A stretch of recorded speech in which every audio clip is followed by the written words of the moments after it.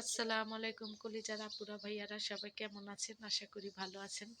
আলহামদুলিল্লাহ আমিও আপনাদের দয়ায় ভালো আছি। রোজকার মতো নতুন একটা ব্লগ নিয়ে আপনাদের মাঝে হাজির হয়েছি। আজকে রান্না করছি আমি লাউ চিংড়ি আর সিম আলু ফুলকপি টমেটো দিয়ে ভাজি করছি।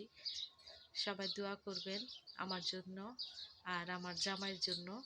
আমার জামাই সে রিয়াদের থেকে দাম্মাম গেছে, যার পরে আগে যে কাজটা ছেড়ে দিয়েছিল টাকা দেয় না, সেই কাজটাই না পারতিকে আবার জয়েন হয়েছে। কি করবে, 3 মাস বসে রয়েছে, কাজ নাই। কাজ না করলে কিভাবে দেন দেনা দেব, আবার মনে করেন সংসার চালাবো, তো অনেক কষ্ট হয়ে যাবে। তাই বসে থাকার থেকে আবার সেই কাজটা জয়েন হয়েছে। তো সবাই দোয়া করবেন যাতে ঠিকঠাক মতন এবার বেতনটা দেয়। নতুন মালিক আসছে বলে, তো বেতনটা যদি দেয় তো আমি একটু মনে করেন ভালোভাবে আর কি দেন ফেন দিয়ে ভালোভাবে চলতে পারবো। কিছু কিছু খাবো, কিছু কিছু দেনা দেব। আর এই মাসে আমার ছেলের একটা মানত আছে, তো সেখানে তো আমার একা যাওয়া সম্ভব না। মানতের জন্য আর কি অনেক ছোটোকালে ওর আব্বু একটা মানত করছিল, সে মানত তো পুরা করা হয়নি। তো ছেলে তো 17 বছরে হয়ে গেছে, এখন যেতে হবে আর কি। 17 বছর এই ফেব্রুয়ারি মাসে 23 তারিখে আর কি পুরো 16 বছর শেষ, 17 বছরে পা দিবে। তো মানবটা তো অনেক অনেক দিনকার, তো যেতে হবে। এর মধ্যে আমার কাছে টাকা পয়সা নাই। ছেলে যদি কাজ করে টাকা পয়সা আর কি মাসে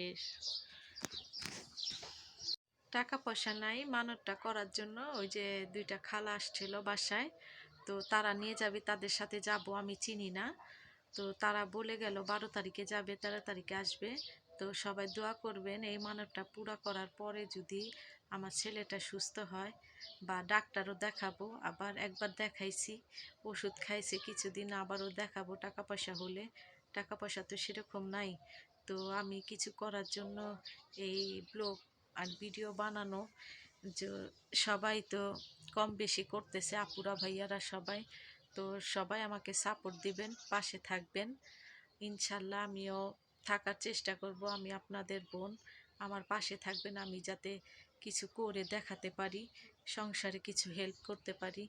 তো আমাকে সাপোর্ট দিলে আমি কিছু করতে পারবো।